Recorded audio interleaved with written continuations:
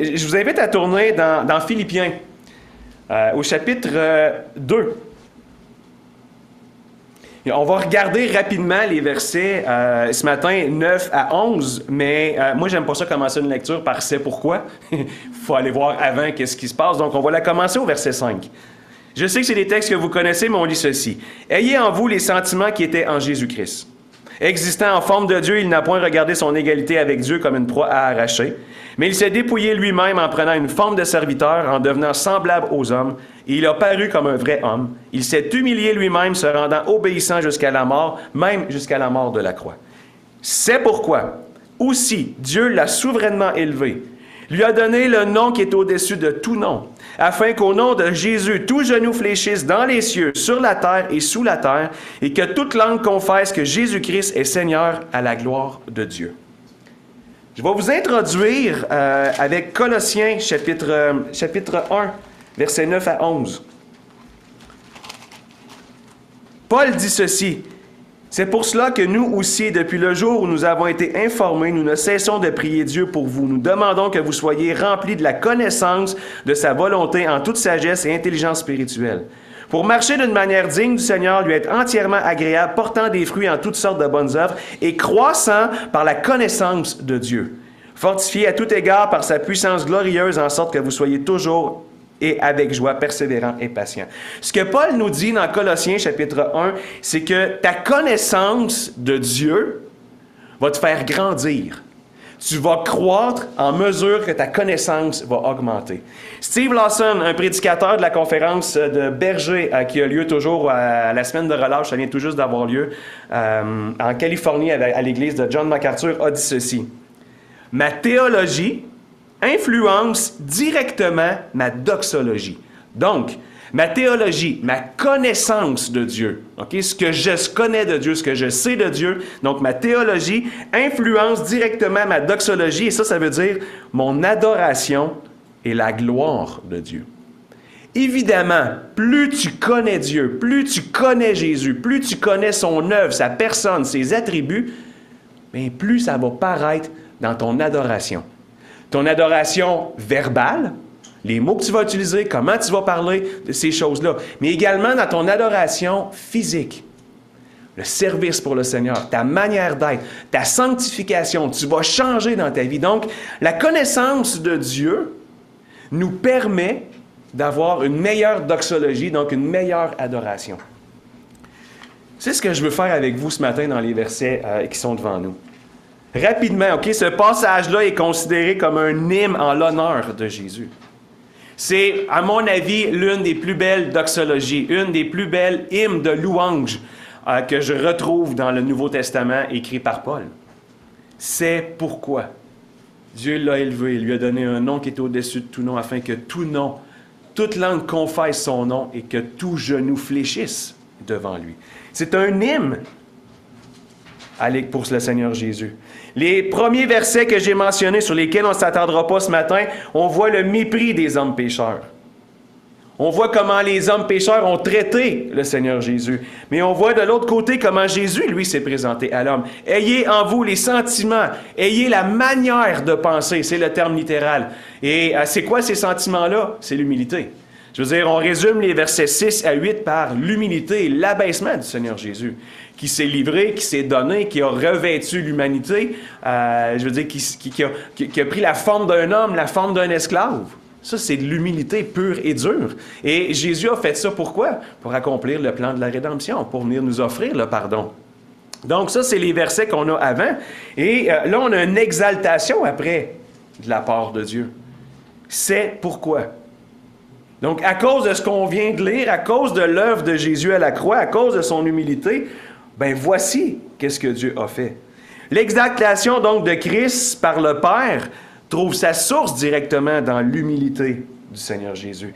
C'est un peu comme si on pouvait lire le début du verset 9. « C'est pourquoi Dieu de son côté. » Voici ce que le Fils a fait dans les versets 6 à 8.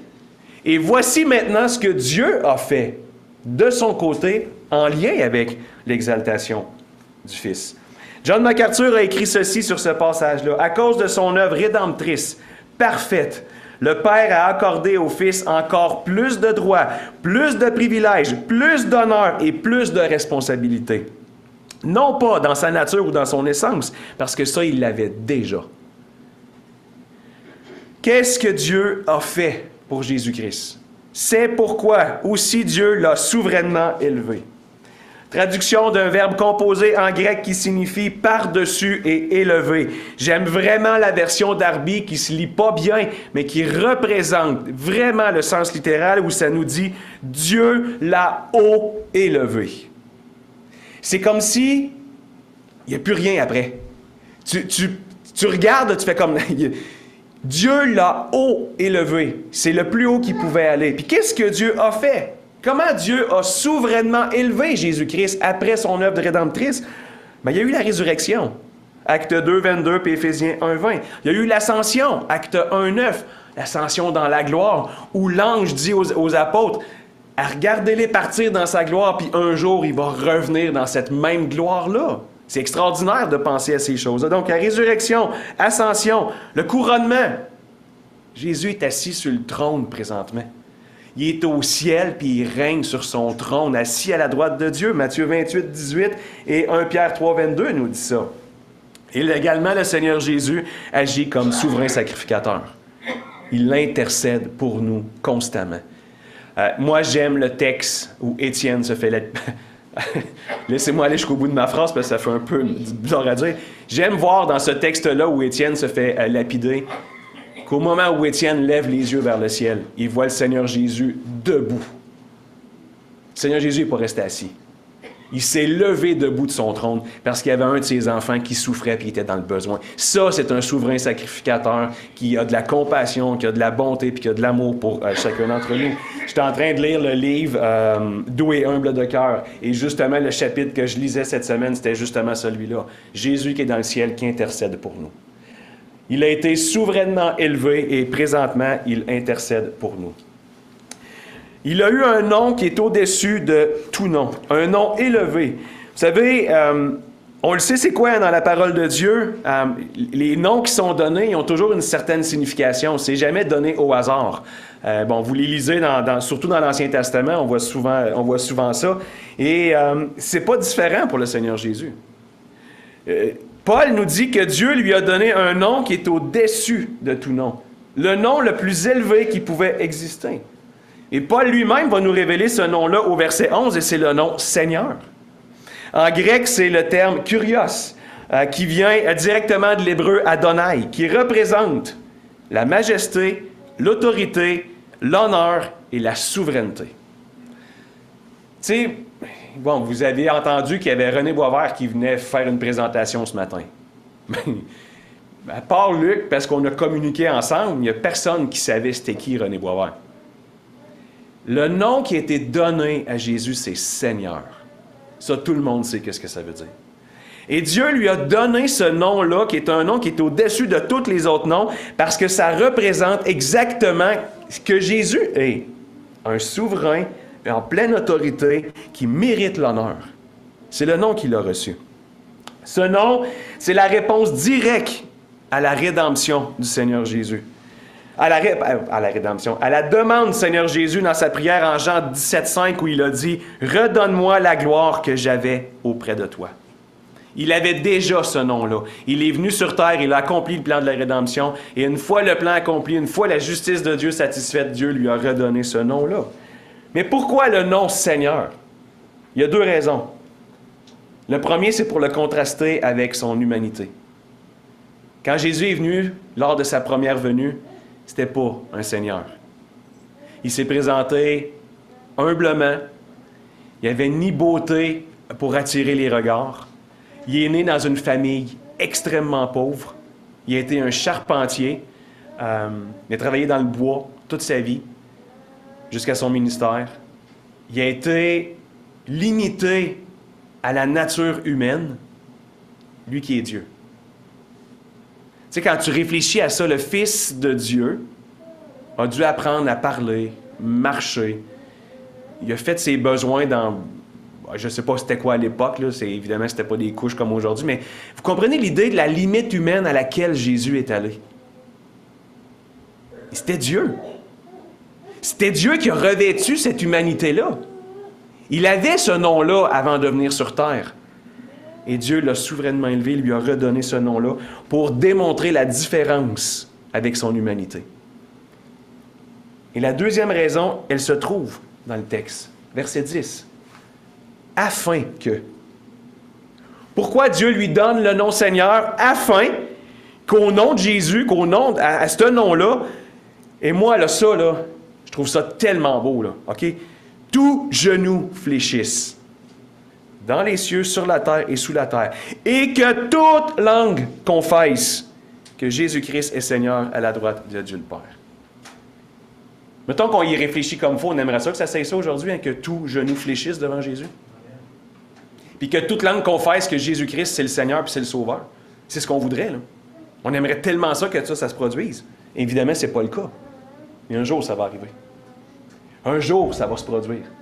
Un jour, toute langue va confesser que Jésus-Christ, c'est le Seigneur, puis tout genou va fléchir devant lui. Au nom de Jésus. Pas son nom en tant que tel, mais sa représentation. Qu'est-ce que le mot Seigneur veut dire? Cette autorité, cette souveraineté, puis cette majesté. Jésus a reçu de la part du Père tous les pouvoirs. Matthieu 28, verset 18. Mais c'est seulement quand tous les genoux vont fléchir devant lui, puis quand toute langue va confesser qu'il va avoir reçu ce plein pouvoir-là, qu'il va pouvoir en bénéficier pleinement et parfaitement. Un jour, tout le monde, il va avoir une adoration universelle. Ce matin, on est quelques croyants réunis dans plusieurs églises qui ont adoré le Seigneur Jésus. Mais un jour, il va y avoir une adoration universelle, où tout genou va fléchir devant lui, puis toute langue va le confesser. Dans les cieux, nous dit Paul, donc les croyants rachetés de tous les temps, les anges, les saints vont adorer Christ comme Seigneur. Sur la terre, au moment où Jésus va revenir, il va y avoir des chrétiens qui vont être sur la terre, donc les rachetés vont adorer Jésus. Mais là, attention, les non-rachetés aussi, parce qu'ils n'auront pas le choix. Ils vont reconnaître Jésus comme le Seigneur. Mais il va être trop tard pour eux. Mais ils vont le reconnaître à ce moment-là comme le Seigneur. Hein? Tout le monde va voir Jésus quand il va revenir. Puis même les non-rachetés à ce moment-là vont admettre que Jésus, c'est le Seigneur. Ils vont se mettre à genoux devant lui. Ils vont confesser son nom, mais il sera trop tard pour eux. Contre leur volonté, ils seront obligés de fléchir les genoux devant le roi. Et Paul termine en nous disant, sous la terre, même les anges déchus, même les morts non rachetés, qui attendent le jugement final, mais ces gens-là, eux aussi, vont adorer Christ. Ils vont le reconnaître comme le Seigneur. Toute langue va confesser, il y aura une reconnaissance universelle à la seigneurie du Seigneur Jésus. Apocalypse 1,7 nous dit que tout le monde va voir celui. Même ceux qui les ont percés, ils vont le reconnaître et ils vont le voir. Il n'y aura plus de changement d'état spirituel, malheureusement, pour eux. Mais il va y avoir une obligation universelle de proclamer Jésus-Christ comme le Seigneur de l'univers. Nous, on a le privilège de déjà le faire. C'est un privilège pour nous, là, de déjà proclamer Jésus comme le Seigneur de l'univers. Mais un jour, c'est toute l'humanité qui le fera. Je vous laisse avec une citation de William Hendrickson qui décrit le couronnement de Jésus comme suit. « Comme roi, ayant par sa mort, sa résurrection et son ascension, remporté et affiché la victoire sur ses ennemis, il tient maintenant dans ses mains les rênes de l'univers et dirige toutes choses dans l'intérêt de son Église. Comme prophète, par son esprit, il dirige les siens dans toute la vérité. Et comme sacrificateur, sur la base de l'expiation qu'il a accomplie, en plus d'intercéder, il vit réellement à jamais afin d'intercéder pour ceux qui s'approchent de Dieu par lui. » C'est ça, notre Seigneur Jésus-Christ. Écoutez, j'arrête là. On m'avait donné jusqu'à 11h, même je pense que j'ai eu un petit sourcil. Je vous remercie beaucoup. Mais je veux juste qu'on réalise l'importance de connaître Jésus. Puis c'est quelques mots là, qu'on a vus ce matin, là. Mais ces quelques mots-là vont changer quelque chose dans vos vies. votre manière de parler du Seigneur Jésus, mais également dans le fruit de votre service, dans le fruit de votre sanctification. Le fait de connaître Jésus-Christ, ça va nous amener à un niveau supérieur dans notre vie spirituelle. Je vous laisse rapidement avec un petit mot de prière. Par la suite, je laisse la parole à notre frère. Père Céleste, Seigneur Dieu, écoutez, on veut vraiment te remercier, Seigneur, pour ce texte. Merci pour l'inspiration que tu as donnée à Paul et on est vraiment bénis d'avoir pu voir rapidement toute la grandeur de Jésus-Christ. Seigneur, que les choses qu'on a vues ce matin puissent rester dans notre cœur, qu'elles puissent nous faire grandir, nous faire croître et nous amener à une maturité spirituelle et que ça puisse changer notre adoration, le fruit de nos lèvres et le fruit de notre vie. Seigneur, bénis ton peuple qui est ici, je te les remets entre tes mains et les dirigeants, que tu les gardes dans le nom précieux de ton Fils. Amen.